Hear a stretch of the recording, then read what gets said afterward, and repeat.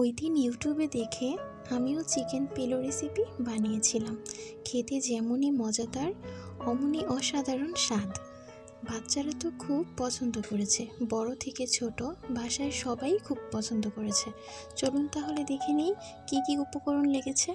এখানে আমি চিকেন নিয়ে নিয়েছি। চিকেনটা ম্যারিনেট করার জন্য লবণ, মরিচের গুঁড়া, লেবুর রস, আদা রসুন পেস্ট, আপনারা চাইলে গরম মশলার গুঁড়া বা জিরার গুঁড়া দিয়ে ম্যারিনেট করতে পারেন।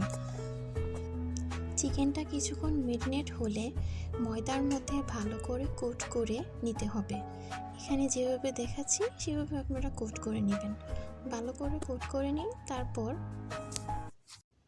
তারপর বাকি যে চিকেনগুলি আছে সেগুলো আমি একে একে সব কোট করে নিব।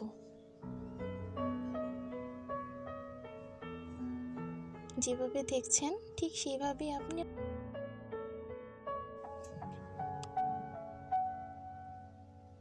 এখন আমি একটি বাটিতে ময়দা নিয়ে নিচ্ছি 1.5 কাপের মতো। তারপর এর মধ্যে চিনি, ইস্ট, কুসুম গরম দুধ দিব এবং স্বাদ মতো লবণ দিব। তারপর একটা ডো তৈরি করে নিব।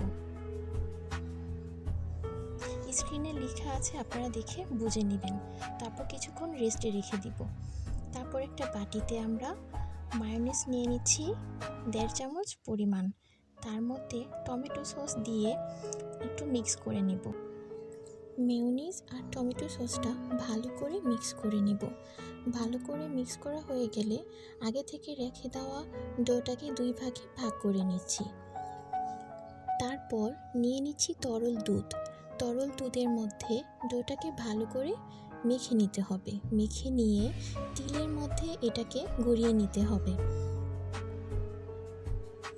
তারপর রুটির মতো বেলে নিতে হবে এবং 4 কোণা করে কেটে নিতে হবে। দেখতেই পারছেন কিভাবে আমি কেটে নিচ্ছি। এভাবে লম্বালম্বি করে কেটে নিতে হবে। সবগুলো রেডি হয়ে গেল। এখন ভেজে নেওয়ার পালা। ডুবো তেলে ভেজে নিব। ভেজে নেওয়ার পর ফুলকো ফুলকো পিলোগুলো রেডি হয়ে গেল। এখন আমরা একে একে তুলে নিচ্ছি।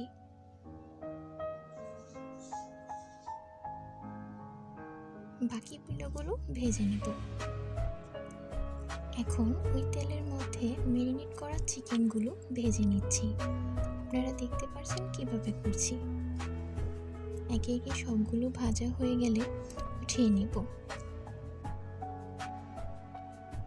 এরপর পিলোগুলো মাঝামাঝি এইভাবে কেটে নিয়ে তার মধ্যে মিক্স করা মেয়োনিজ এবং টমেটো সসের মিক্স দিয়ে দিব।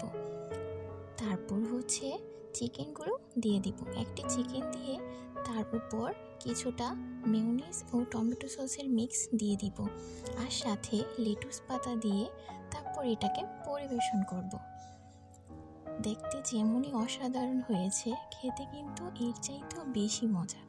আপনারা চাইলে বিকালের নাস্তায় বানিয়ে খেতে পারেন। কেমন হয়েছে অবশ্যই কমেন্টে জানাবেন। লাইক, কমেন্ট, সাবস্ক্রাইব করতে ভুলবেন না। আল্লাহ হাফেজ।